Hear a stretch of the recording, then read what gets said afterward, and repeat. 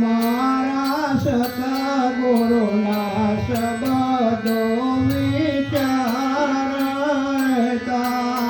મારા સતગુરુના વચનો વિચારતા, ટળે મોહ માયાનો વિકાર, હરે રસ પીજીએ.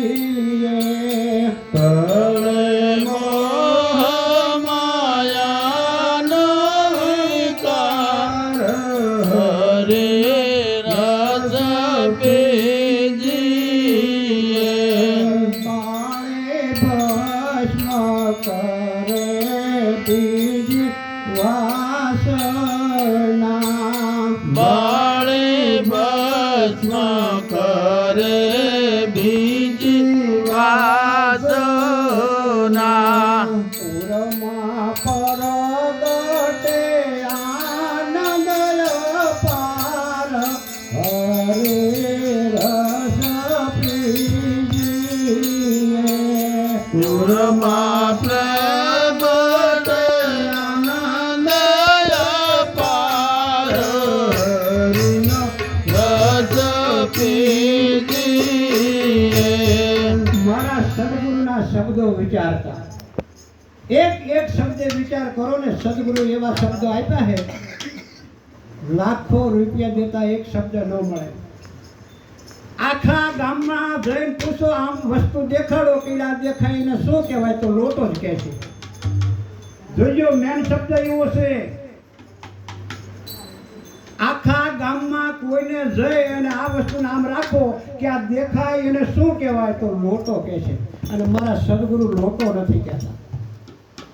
મને અને તમને જે શબ્દ આપ્યો છે, આની જે ઓળખાણ કરાવી કે આ દેખાય એને શું કહેવાય, જોઈજો, શબ્દ સમજજો. આનું નામ નથી પૂછવાનું કે આનું નામ શું છે. જો આનું નામ શું છે એમ કહો તો લોટો તમારો જવાબ હાસો. પણ સદગુરુનો શબ્દ એવો છે કે આ દેખાય એને શું કહેવાય. એ શબ્દ સદગુરુ સિવાય એક લાખો રૂપિયા જો ને તો આનો જવાબ ન મળે. એવો એક શબ્દ નહીં, પણ ઘણા શબ્દો મારા સદગુરુએ મને તમને જેને આપ્યા છે. અને એ શબ્દનો જો વિચાર કરો તો કે છે ટળે મોહ માયાનો વિકાર. મોહ અને માયા પણ મટી જાય, અરે અંતરથી છૂટી જાય, પણ એ શબ્દનો વિચાર કરો તો. બાળી ભસ્મ કરે બીજી વાસના. જો સદગુરુના શબ્દો પૂર્ણ સમજાય તો તમારા અંદર, મનની અંદર જે કોઈ બીજી વાસના હોય, વાસના એટલે કે મારે ફલાણા ધામ દર્શન કરવા જવું છે, મારે 12 મહિનાની અંદર ફલાણું વ્રત કરવું છે, મારે ફલાણા ઉપવાસ કરવા છે, મારે આટલું હું આમ કરું તો સ્વર્ગમાં વિયો જઈશ, મારે આટલું હું કરું તો આવું કંઈક સારું થઈ જશે.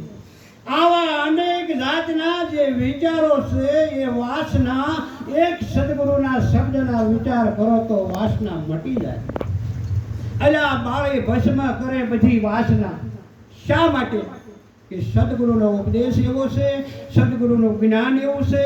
એ શબ્દનો વિચાર કરવાથી મોહ, મમતા, મારાપણું, હુંપણું, દેહપણું, જાતિપણું બધું મારા બાપના હળવે હળવે મટી જાય.